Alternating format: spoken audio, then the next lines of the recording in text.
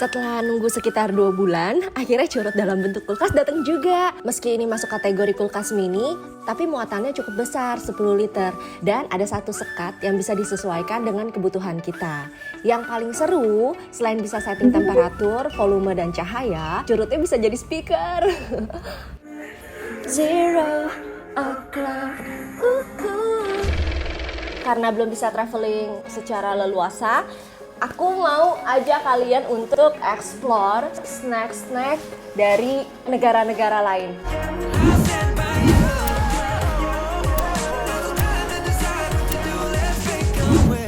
Ini kita mulai dari Aussie. Oh, yang mana ya? Kita mulai dari breakfast dulu. Yang pasti minum sama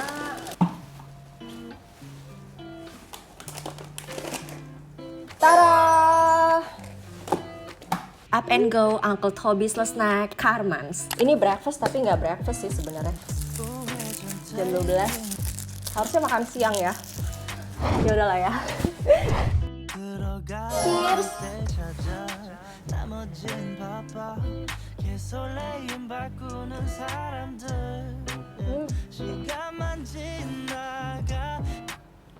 Wah, ini liquid breakfast nomor 1 sih di Australia.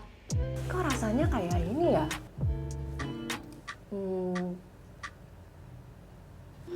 Kayak es krim apa gitu.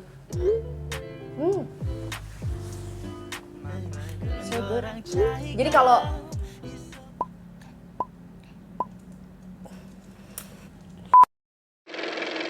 Jadi kalau misalnya nggak sempat sarapan, bangun kesiangan, ini cocok sih. Oh my god.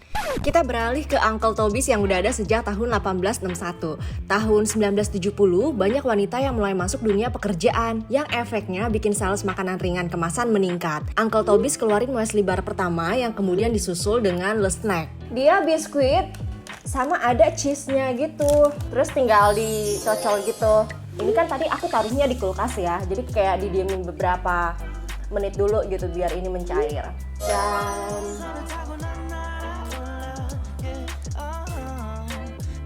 yummy.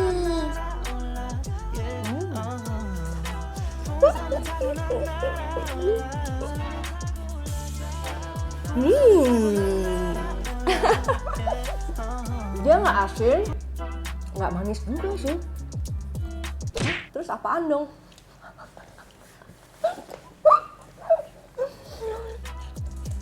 Sit. Kita ke muesli bar ya. Gluten free, cantik banget ya. Oh my god, ini shining, shimmering, splendid ya. Wah, Chan.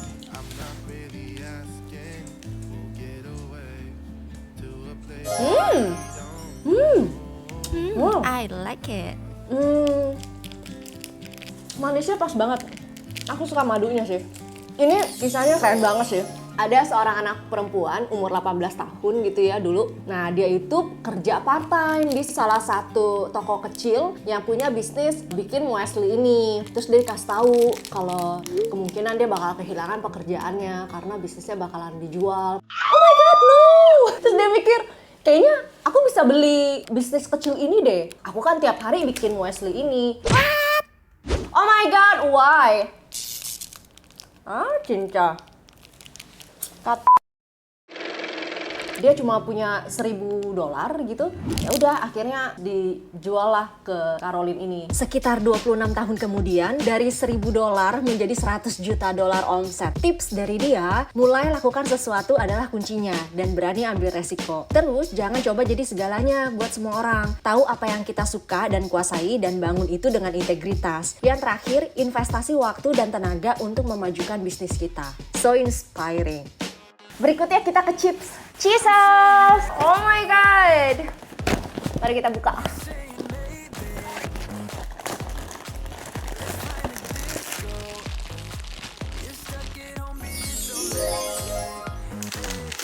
Dan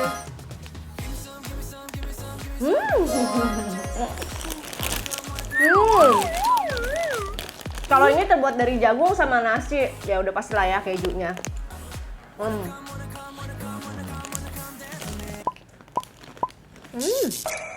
Teksturnya mirip sama Cheetos, asin.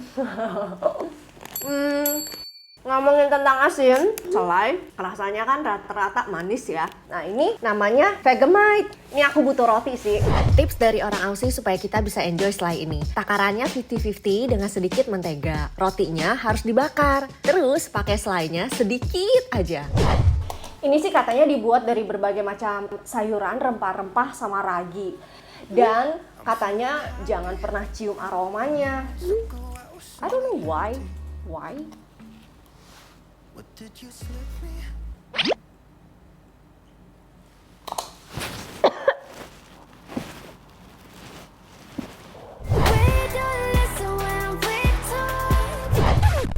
Dan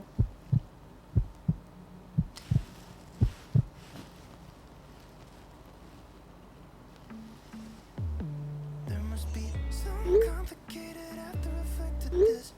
Will I wake up in your bed and regret everything I did, like a hangover, but leave me needing one more fix, she said. Aduh, pahit ya. Itu mau kebangun nggak? So.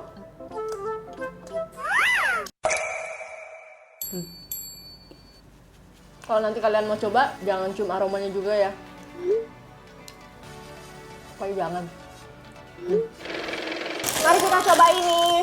Wah, ini agak-agak mirip Lay's ya. Super yummy. Jadi bumbunya royal banget, banyak banget. Rasa keripik sama bumbunya itu kayak seimbang gitu loh. Kayak bumbunya tebal banget. Ya kayak gitu di mulut. Oh, kalian inget Tim Tam Slam gak ya? Katanya sih cuma bisa dicoba dengan Tim Tam Australia. Tim Tam Slam itu apa? Karena ini mau dijadiin sedotan, jadi harus ada minumannya. Ini aku pilih ice coklat. Ini bisnis independen yang dijalankan oleh keluarga Nipi dari awal 1930-an. Bisnis utamanya jus buah dan produk susu.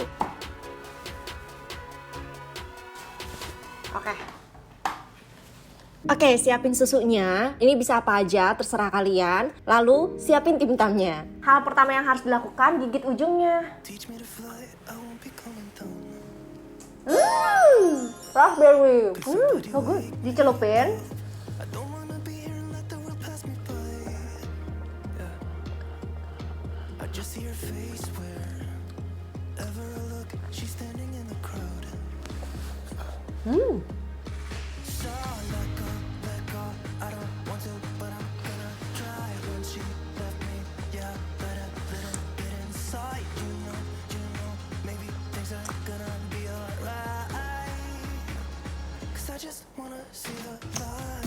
Super yummy.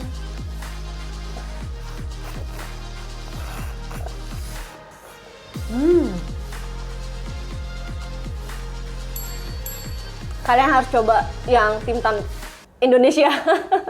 Aku jadi penasaran sendiri. Sekarang kita beralih ke keripik lain ya. Ini dari gandum. Wah, kalau ini isinya beda. Dia bentuknya lebih keriting ya. Dan I like it. Teksturnya agak sedikit lebih keras, tapi nggak keras-keras banget.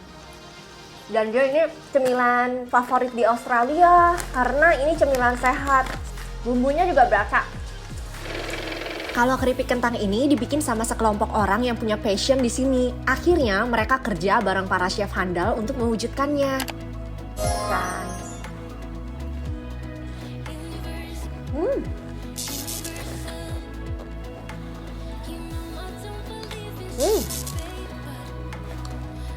Asam.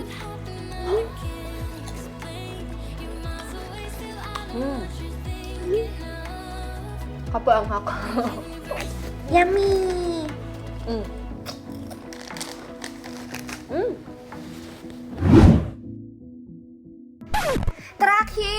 Ini kue dari rumah pertanian pedesaan kecil di pedalaman Byron Bay. Ini aku penasaran banget sih, makanya aku sengaja makannya di akhir. Wangi banget. Dan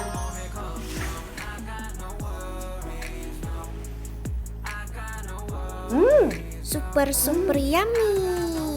oh my god. Potongan kelapanya berasa banget dan crunchy. Ini nggak terlalu manis, renyah, tapi lembut juga. Oh. Pertama, aku suka Byron Bay Cookies soalnya bikin nagih. Tahu nggak, aku sampai order varian baru. Kedua, Grand Waves. Bumbunya berasa banget dan nggak bikin ngerasa bersalah. Soalnya persenan lemaknya sedikit. Ini semua.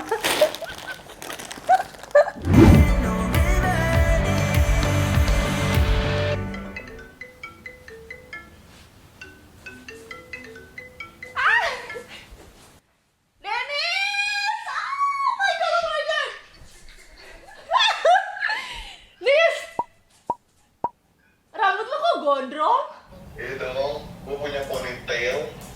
Oh, kita sama ya, Nis? What? Kok lebih panjang lu sih daripada gue? Iki. Gimana sih? Kok bajunya Christmas? Iya, dia udah nggak sabar menyambut Natal. Masih lama, Jixi. Anyway, lu nggak mau ngomong sesuatu ke gue gitu? Ngomong apaan ya gue? Makasih apa gitu? Gue jadi temen gue. But oleh-oleh yang mana? Ada oleh-oleh makanan snack-snack Aussie. Nggak ada. Kirim lagi, Nis. Lu bagi ke Jixi sama si Jod kan? Jixi gue bagi, Curut enggak. Curut katanya diet dia. Iya, gue mau ngomong sama Cut dong. Kakak Dennis kenapa panggil aku? Aduh, nyangkut. Jod. Ih, Jod nggak bisa gede-gede. Kangen nggak Jod sama aku? Kangen nggak?